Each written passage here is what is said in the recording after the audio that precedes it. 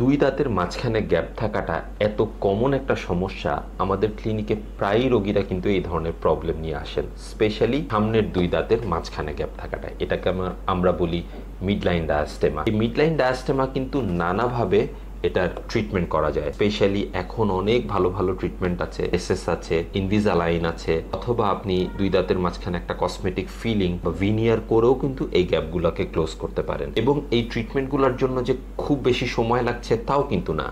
আপনি আপনার ডেন্টিস্টের সাথে কথা বলে আপনার প্রয়োজনীয় ট্রিটমেন্টটা কিন্তু নিয়ে নিতে পারেন। এই অনেকে বলেন যে এই গ্যাপটা আমাকে তো কোনো প্রবলেম করছে না। এটা আসলে আপনার গ্যাপটাকে আপনি যখন ফিল আপ করে ফেলবেন, এটা আপনার মুখের সৌন্দর্য বা আপনার যে অ্যাপিয়ারেন্স, এইটাকে ডেভেলপ করার পাশাপাশি আপনার কনফিডেন্স বাড়াতেও কিন্তু অনেক হেল্প করবে। এটা আপনাকে লাইফে অনেক এগিয়ে নিবে। সো আপনার দাঁতের মাঝখানে যদি গ্যাপ থেকে থাকে, তাহলে হেজিটেশন না করে অবশ্যই আপনার ডেন্টিস্টের সাথে কথা বলবেন এবং এই গ্যাপটাকে ফিল আপ করে নেবেন।